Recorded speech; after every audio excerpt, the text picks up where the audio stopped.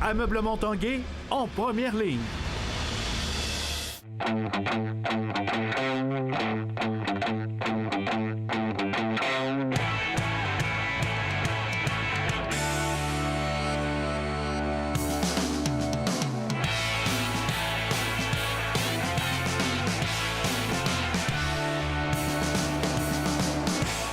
Salut, ici Jonathan Fournier et bienvenue à l'Esprit sportif. Aujourd'hui à l'émission, on vous parle du club de badminton du Rouge et Or de l'Université Laval. On vous parle également de Hugo Richard, corps arrière du Rouge et Or football qui tente sa chance du côté de la CFL.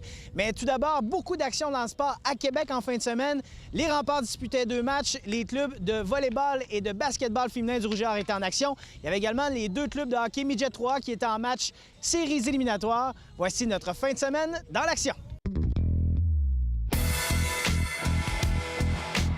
Les Remparts de Québec affrontaient l'Armada de Blainville-Boisbriand vendredi soir au Centre Vidéotron. La formation de Québec s'est inclinée 3-2 en tir de barrage. En troisième période, Sam Dom a réussi le but égalisateur pour un deuxième match consécutif. Antoine Samuel a repoussé tant qu'à lui 32 des 34 lancés dirigés vers lui. En fusillade, la fiche des Remparts est maintenant d'une victoire contre 3 défaites, alors qu'en prolongation, il présente une fiche de 12-3. 11 153 spectateurs ont assisté au match et ont vécu toute une expérience, alors que Budweiser s'était emparé du Centre Vidéotron avec les verres de but synchronisés. Dimanche soir, les Remparts affrontaient les Cataractes à Shawinigan. C'est Pierrick Dubé qui a ouvert la marque avec son deuxième de la saison sur cette déviation du tir de Christian Huntley. Milieu de première période, c'est Gregor McLeod qui contrôle bien en zone offensive et effectue une passe parfaite à Mathieu Boucher. C'est 2-0 Remparts. Moins de 4 minutes à jouer en première. Olivier Garneau utilise sa vitesse et s'échappe. Lance, c'est l'arrêt, mais Louis-Philippe Côté prend le retour. 3-0 Remparts au premier 20. Deuxième période, revirement défensif dans le territoire des Cataractes. C'est Pascal Laberge qui en profite. Troisième période, toujours Gregor McLeod qui entre calmement en territoire offensif et attend le bon moment pour la passe à Benjamin Gagné qui n'a qu'à pousser la rondelle dans le but. Victoire 5-0 Remparts. Gregor McLeod aura 4 mentions d'aide sur les 5 buts. La troupe de Philippe Boucher est demeurée invaincue en temps réglementaire à ses 7 dernières sorties. Basketball, après une défaite crève-cœur en finale du RSEQ samedi, l'équipe féminine de basketball du Rouge et Or a obtenu confirmation qu'elle sera tout de même invitée au championnat national qui se met en branle jeudi à Regina. Le défi du Rouge et Or sera tout de même de très grande taille puisque Laval affrontera au premier tour les championnes de la conférence Canada-Ouest et hôtes de l'événement, les Cougars de Regina. Malgré un lent départ cette saison, le Rouge et Or a vite retrouvé ses repères, terminant en tête du classement de la Ligue universitaire du RSEQ pour une deuxième année de suite grâce à une fiche de 12 victoires et 4 défaites. Laval participe ainsi au tournoi national pour la 20e fois de son histoire. L'équipe féminine de volleyball du Rouge et Or n'a pas perdu de temps pour écarter les Martlets de McGill samedi soir au PEPS. 3 petites manches et c'en était fait. Laval remporte la série demi-finale du RSEQ 2-0 pour atteindre une seconde finale provinciale consécutive. Leur victoire leur permet donc de retrouver les Carabins de Montréal en finale pour une seconde année consécutive et une 4e fois en 5 ans. Les 2 équipes sont déjà assurées de participer au championnat canadien de volleyball féminin qui se tiendra au PEPS du 16 au 18 mars. Après une saison 2017-2018 parsemée de hauts et de bas, le patineur de vitesse sur longue piste Laurent Dubreuil s'apprête à prendre des vacances avec l'esprit en paix. Avec comme objectif un top 10, il a conclu au 12e rang des championnats du monde par distance sprint à Changchun en Chine dimanche. Au deuxième 500 mètres du week-end, le Lévicien a stoppé le chrono à 34,99 secondes, bon pour la 2e place. Il a accusé un retard de 0,3 secondes sur le Norvégien Olmefjord Lorentzen. Même s'il se dit très content de sa performance, il a avoué avoir des sentiments partagés face à son 500 mètres, lui qui a terminé 18e à cette épreuve aux Jeux olympiques il y a une semaine et demie. Laurent Dubreuil savourera bientôt quelques semaines de repos bien méritées. Dans la Ligue de hockey Midget 3, les Chevaliers de Lévis affrontaient les Estacades de Trois-Rivières vendredi soir. Il s'agissait du 3e match de la série quart de finale que les Estacades dominaient déjà 2-0. Une défaite des Chevaliers mettait fin à leurs séries éliminatoires et c'est ce qui s'est produit. Ce revers de 3-2 met donc fin à la course des Chevaliers pour la Coupe Jimmy Ferrari. Ces derniers devront donc se concentrer sur la prochaine Coupe Dodge. Même scénario du côté du Blizzard du Séminaire Saint-François qui affrontait les Grenadiers de Châteauguay en 2e ronde, tirant de l'arrière 2-0 dans la série 3-5. Le Blizzard s'est incliné 4-3 vendredi sur la route. Les Grenadiers ont fait preuve de beaucoup de robustesse, ce qui a déstabilisé le Blizzard, pourtant deuxième au classement général. C'est donc ainsi que se terminent les séries éliminatoires pour les deux équipes Midget 3 de la grande région de Québec. L'équipe de Saint-Augustin prendra aussi part à la Coupe Dodge d'ici la fin du mois d'avril.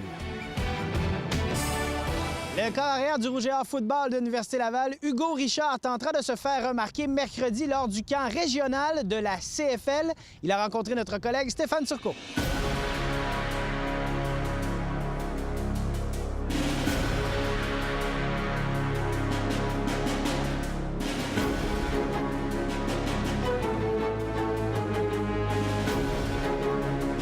C'est mon année de repêchage. C'est son année de repêchage, mais Hugo Richard sait très bien que les équipes de la LCF ne sont pas attirées par des corps arrière canadiens.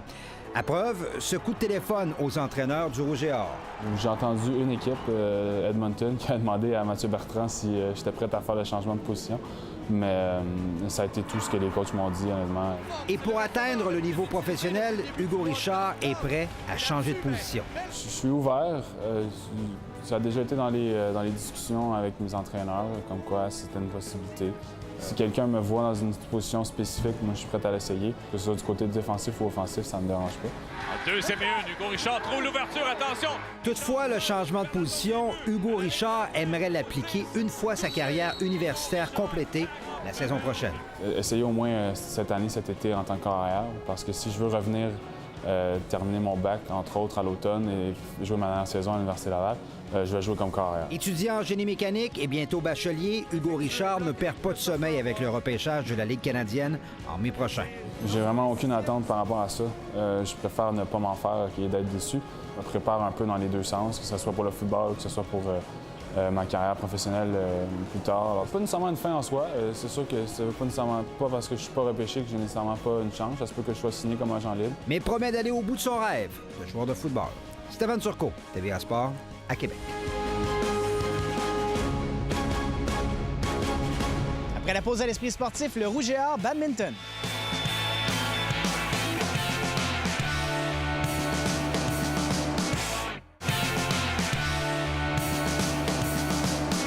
Le club de badminton du Rouge et Or de l'Université Laval ont remporté les championnats par équipe mixte du RSEQ en fin de semaine dernière. Ils détenaient déjà les deux autres bannières, soit la masculine et la féminine. Ils sont donc champions à tous les points de vue en badminton universitaire. Les championnats canadiens s'amènent au PEPS du 9 au 11 mars prochain. Voici le Rouge et Or badminton.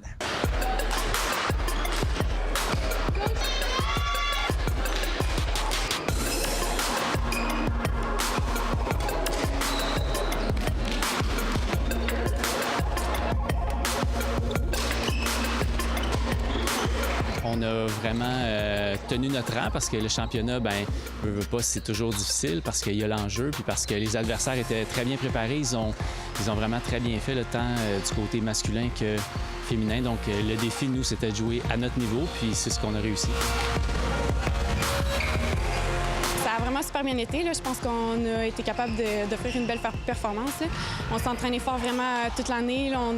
À chaque semaine, on vient aux entraînements, on donne tout ce qu'on a. Je pense que ça l'a paru là, en fin de semaine au tournoi. Là, on a vraiment fait une belle performance. On pouvait pas dire mieux. Là. On a gagné, on a tout gagné nos matchs. Puis on a eu une saison parfaite. On voulait finir ça sur une bonne note. En finale, ça a super bien été. En demi-finale aussi, autant les gars que les filles. Donc, pas vraiment demander mieux. Quand tu es en cinquième année, tu es un peu, pas un deuxième coach, mais il y a une responsabilité de transmission, puis il faut montrer aux plus jeunes, il faut leur parler plus, il faut pas seulement... parce que des fois, oui, il y a par l'exemple, mais ce que Jean-Patrick fait bien, c'est qu'il est capable de vraiment parler aux gens, de leur expliquer, de bien transmettre, tant sur le terrain qu'à l'extérieur, qu'est-ce que c'est d'être athlète avec le Rouge et Or. C'est d'abord quelqu'un de vraiment très, très intelligent sur le terrain. Donc, c'est sa principale force. Il va s'adapter rapidement à plein de situations. Ensuite, c'est un joueur qui a d'excellentes mains, capable de tout bien exécuter sur le plan technique. Si tu avais à me souligner peut-être une force de l'équipe masculine cette année? Je dirais notre profondeur, mettons. On a des excellents vétérans, justement, dont Jean-Patrick, Julien Derry, tout ça, Simon Jean Pinault, il y en a quelques-uns. Puis ça fait en sorte qu'on est vraiment complet, qu'on c'est ça, on a une certaine profondeur. Là. Même rendu dans nos 10e et 11e gars, on est encore une très bonne équipe. Là. Olivier progresse super bien, 2e année. C'est un excellent joueur qui, lui aussi, travaille très, très fort, cherche à s'améliorer à chaque entraînement, cherche à comprendre, cherche à un peu décortiquer ce qu'il fait pour s'améliorer. Puis, il y a de très bons résultats sur le circuit. Si on avait à situer un petit peu le calibre de badminton universitaire élite, les meilleurs par rapport à ce qu'on peut voir au championnat du monde ou d'autres, comment on situe ça? Les meilleurs joueurs universitaires dans le réseau sont également là, dans le top 10 national. Okay? Donc, il y a une bonne corrélation. Là, je dirais que dans le top 10 masculin et féminin, il y en a 8 sur 10 là, qui sont étudiants universitaires. Puis c'est ces joueurs-là qui tentent de se qualifier pour le championnat du monde. Dépendant de leurs projets puis de leurs ambitions personnelles, c'est des joueurs qui évoluent aussi sur des tournois internationaux. On a vraiment donné une bonne saison. Je pense qu'on a eu des bons résultats. Puis, le tournoi, le championnat, là, ça a vraiment mis un bon terme là, à cette saison-là. Là, fait que non, on est vraiment satisfaits. Là. On a été vraiment dominants cette année sur le circuit.